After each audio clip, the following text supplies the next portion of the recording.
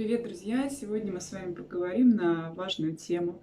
Стоит ли использовать один метод коррекции как ведущий в терапии детей, или же стоит использовать несколько методов как равнозначные? Какую картину мы получаем, когда используем несколько методов как равнозначные?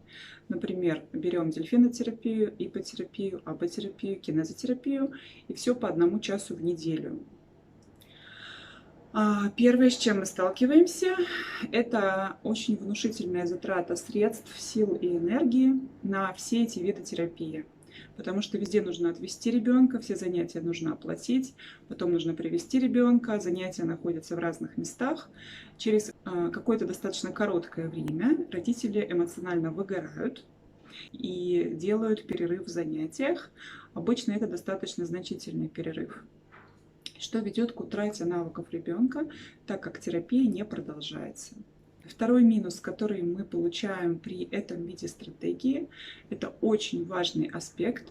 Мы не можем определить, какой же из методов эффективен, так как мы взяли 4 метода, и, допустим, мы получили какой-то результат. Ребенок начал, например, показывать жестом и повторять 5 звуков. Какой из этих методов сработал, непонятно.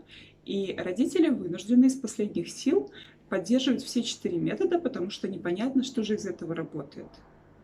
Третий аспект, который мы получаем, мы не можем полноценно дать эти 4 метода коррекции, потому что мы равнозначно распределили между ними время, а каждый метод требует разного количества часов занятий. Например, аботерапия требует занятий 3-4 раза в неделю по 1–1,5 минимум. Если же мы взяли 4 метода коррекции, например, мы можем себе позволить только по 1 часу всех этих занятий. Получается, ИБ-терапии остается 1 час в неделю. 1 час в неделю – это крайне недостаточно. Большинство детей к следующему занятию утеряют наработанные навыки на предыдущем занятии. Поэтому мы не можем эффективно заниматься всеми методами коррекции, потому что у нас просто не хватит на это времени, сил, ресурса. Это вот 3 основные проблемы, с которыми мы сталкиваемся, если пытаемся взять все методы коррекции сразу. Поэтому я рекомендую взять один метод как базовый. Например, вы приверженец ипотерапии. Вы считаете, что ипотерапия – это лучшее, что подходит вашему ребенку. Я вам советую взять срок 2 месяца и заниматься столько, сколько скажет специалист. Вот специалист сказал, ходите к нам 2 раза в неделю.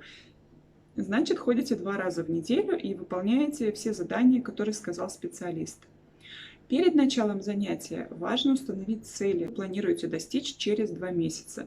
И через 2 месяца посмотреть, достигли вы этих целей или нет. То есть все эти 2 месяца вы занимаетесь, как сказал специалист. Сказал, например, посещать занятия 2 раза в неделю. Посещаете. Выполняете все задания, которые он говорит. И через 2 месяца смотрите, достигли или не достигли. Если не достигли, то почему. И делаете выводы, стоит ли продолжать этот вид терапии как основной вид коррекции. Точно так же, например, вы пришли к IBA-тераписту, и специалист вам говорит, необходимо заниматься 4 раза в неделю или 6 раз в неделю. Значит, 2 месяца вы делаете то, что сказал специалист. Занимайтесь 4-6 раз в неделю по часу. Точно так же в начале занятий вас протестировали, установили цели. Через 2 месяца смотрите, достигли или не достигли этих целей. И тогда принимаете решение, будет ли этот метод коррекции вашим основным методом, или вы будете продолжать искать что-то более эффективное. Потому что, к сожалению, я в своей практике очень часто сталкиваюсь с ситуацией, когда родители, например, из другого города копят большие деньги для того, чтобы поехать в другой город крупный на курс всех видов терапии. Вот, допустим, они приезжают на месяц, и месяц с ними занимаются всем, чем только возможно по коррекции аутизма. Спустя месяц средства, силы и все возможности заканчиваются, родители уезжают обратно, и у них нет больше возможности продолжать какие-либо поддерживающие занятия в том городе, откуда они приехали. И ребенок получает, например, 4 месяца перерыв в занятиях, 6 месяцев перерыв в занятиях. И те навыки, даже если они были за этот месяц наработаны, они утрачиваются.